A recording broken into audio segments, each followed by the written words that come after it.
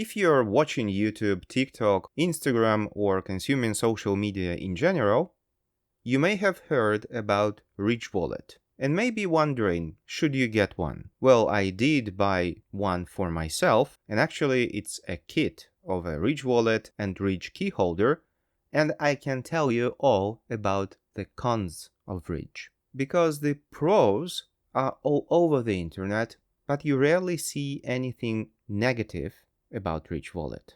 I have been using this for over a month now, and I can give you my opinion about the building materials quality, usability, convenience, price, and will also give some alternative options. So as I said, I got a kit of a card holder and a key holder. Ridge comes in a variety of finishes and materials. These one are carbon fiber, and it's real carbon fiber. It's not that adhesive, decorative, carbon fiber looking tape that is very popular in aftermarket automotive tuning, for example. This is real deal. As for the quality, I don't really have anything to compare it with, but judging by the face value, it looks very well made. Everything is smooth, neat, everything is symmetrical, and the materials used are okay. And it is also not scratched right from the factory. That's a plus for me. So to my taste, it looks beautiful. That's why I got it. So no issues here. However, when you try to actually use those things, there are some issues. I'll start with the key holder. This is a pretty common design, which basically converts your keys into something resembling a pocket knife with swing-out blades. Again, this is a pretty common thing. You can find similar items from other brands and even no names, and the design may be a little bit different. Some of them have dual bolts where you can screw in your keys and so on. The problem here is Ridge claims that this can hold up to 6 keys. I'm not sure what those keys are supposed to be made of, probably tinfoil, but the maximum I could put in is 2 normal keys and 2 smaller keys, one from a post box and another from a table drawer. The keys have to be short and flat. If you have those larger keys with elements protruding to the sides, those won't fit. And also, preferably, the keys should have a round hole in them instead of an oval one. If the key handle has any plastic around it, you will have trouble fitting it in, and it will be also very difficult to swing out that key. Another issue is the spring. Inside, between the 2 planes, there is a lever spring which presses against the keys so they won't rattle. The problem is that lever has 2 teeth on the other side. And if your key handle is not flat, if there is any inscription on them, like the manufacturer logo that is raised above the circle, or a serial number which is pressed into the metal, the teeth of that lever will constantly bump on those, making it more difficult to actually rotate the key. After a single day of usage, those metal teeth already scratched a circular groove around the key that was next to it, so keep that in mind. You may be thinking, oh no biggie, I'll just put a washer next to this lever spring and this will fix the issue. No, it will not. If you add a washer before the first key, it will press on all the keys and the last key will start to be a little off-center and it will start scratching against the inside of the opposite panel. So no, washers won't fix this issue. Not only does it scratch the keys, the key holder itself will scratch anything that is in your pocket. Carbon fiber is a relatively hard material. The key holder also has a protruding metal belt clip, which is quite thin and will scratch many surfaces. If you ever happen to place, for example, your car key fob next to the Ridge key holder, it will scratch the fob since the fobs are usually made of soft plastic. If you put anything with a screen, for example a vape with a screen, or a smartphone next to this Ridge key holder even for a split second, and walk even just a few meters, you will get scratches on that screen. Basically anything will be scratched. So you need to keep this key holder in a separate pocket. And the biggest problem is actual usability. You are not able to extract just the needed key. You will have to take them all out, keep the key that you need, and fold everything else. If you have 2 locks on the door, you will have to repeat this process 2 times each time you lock or unlock the door. And the same problem applies to the card holder. Again, this is a very simple design. Basically, you have 2 panels attached to each other with some elastic strap, similar to the one you have on your underpants, on 3 of the 4 sides. The side without the elastic is where you put in and take out your cards. Ridge marketed this as a solution to your wallet bulge. That is what's happening when you put your regular wallet in your, for example, pants, and you have a protruding bulge in your pocket. While the Ridge wallet is definitely thinner than a regular one, it is still quite thick. It is made of 2 panels, and the thickness of each panel is about 3 standard banking cards. So the entire thing without cards is already 6 to 7 banking cards thick. And it can also hold up to 12 cards, which makes it about 18 to 20 banking cards thick. That's a lot of thickness, actually. The Ridge wallet has at least 2 flavors. One has a cash strap, the other one has a cash clip. Basically, you can put your banknotes under it and carry it with you.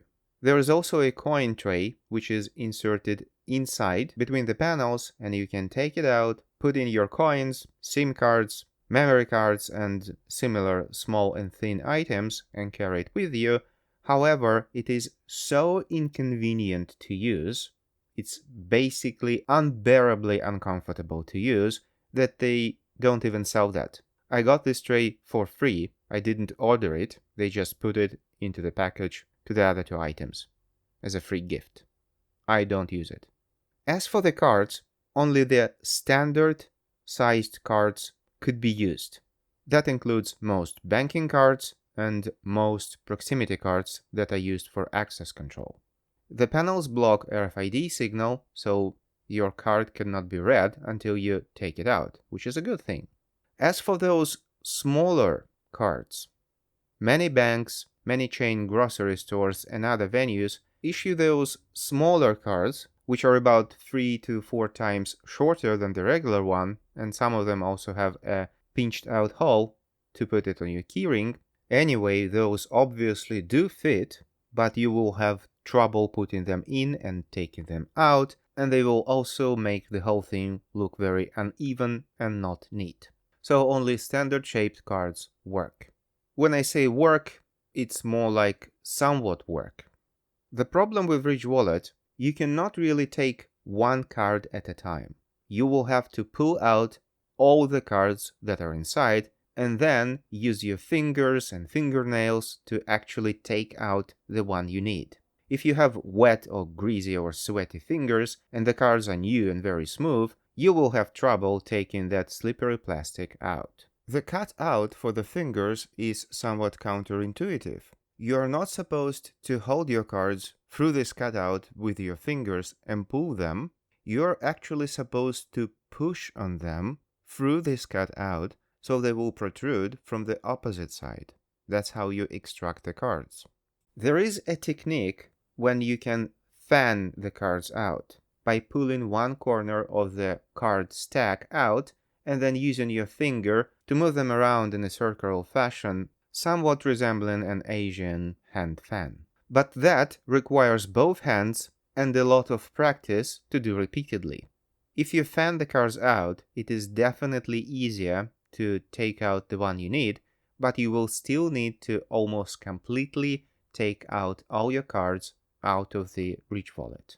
This is not really a problem if you use your cards a couple times a day. But in my case, I store my travel card, which I need to get into subway and trains and buses, inside the Ridge wallet, as well as my banking cards, obviously, as well as my membership cards for 3 grocery stores I use regularly, and also the proximity card for my work. At my work, I need to tap in and tap out every time I leave the building, and also while I am inside the building to access many rooms. Every time I use a bathroom and go back to my work desk, I will have to tap in. So basically, in one day, I may have to remove my proximity card from the Reach wallet 30 to 40 times and struggle each time. You cannot just tap the entire thing since it's RFID blocking, so the card doesn't work, you have to remove the card. What I ended up doing, I pull out my proximity card about 2 centimeters outside of the Reach wallet, so it's not fully exposed, but apparently this is enough for the RFID receiver on the lock to actually recognize it, so I don't have to pull it all the time. But during the day, my proximity card stays 1/4 outside of the Reach wallet. That's how I manage this issue. Someone will say, why don't you just use a lanyard or a retractable one like most folks? The problem is my proximity card has my photo, my name, my occupation and my company name on it, and if I wear it on the neck, everyone on the train, for example, will be able to read my personal data, which I'm not really comfortable with. If I put the card inside, for example, my trousers pocket and let the lanyard out, it is too easy for the lanyard to catch on something and I will end up losing my proximity card, which is also a bad thing. That's why I don't really like lanyards, and that was one of the reasons why I got this Reach wallet thing. I want all my cards in one place so I can lose them all simultaneously at once. Which brings us to another interesting question. If there is so many things wrong about Reach accessories, why are they so damn expensive? They are not a recognizable brand, but still their accessories are definitely in the upmarket side of things price-wise. Well, okay, in accessories market, marketing bullcrap is common. For example, in sunglasses, you will have all kind of claims from scientific to style from adverts of sunglasses. But for purses, wallets, card holders, and key dongles, you either pay for exceptional, long-lasting quality, like in this Ted Baker case, or you pay for exclusivity, like in this Aspinall of London, or Cartier, or this Montblanc case, or both. The price serves as a boundary to deter cheap people and contribute to the upmarket image. That's why you don't see much of those brands on the street in the hands of common plebs. But Reach is not for exclusivity. The quality is okay, but the high price is not for exceptional craftsmanship or engineering or even art value. And yet, the price is ridiculously high for what it is. Well, the answer to this question has at least two sides. The first one, Reach, at least initially, cater for a very specific community, EDC lovers. EDC is everyday carry, and it may include everything you carry every day, but usually it includes things like flashlights, wallets, pepper sprays, pocket knives, and sometimes even guns. So this is a very specific community who is very often ready to pay top dollar for ridiculously stupid things from that everyday carry EDC category. And the second thing is, as I said, Reach is not really for exclusivity. They want to sell as many items as possible, so a considerable amount of the price you pay goes to endless marketing campaigns Reach has on social media. You will be bombarded by adverts on Facebook and Instagram, product placements and blogger integration everywhere, from TikTok to YouTube. I will not be surprised if you see a Reach Wallet advert before or during this video. And getting back to the original question, should you buy a Reach Wallet for yourself? And yourself is important here, since if you're considering to buy something from Reach for someone else, for example for your partner, as a gift to your father or whatever, the answer is probably no. Since Reach products are very awkward and very uncomfortable to use, and they will curse remembering you every time they try to use it, so yeah, gifting them a Reach is probably not a good idea. However, if you're considering one for yourself, you are probably into these things, right? And what I would advise you to do is to start with a knockoff. For less than $10, you can have a Ridge Wallet knockoff delivered. It won't be real carbon fiber, of course. It won't be as neatly and well made, but it still be essentially the same thing. And since it's fully functional, you can use it for a while to make up your mind if you still need an original one. If it's not, you may just throw it away. It was 15 times cheaper than the original anyway.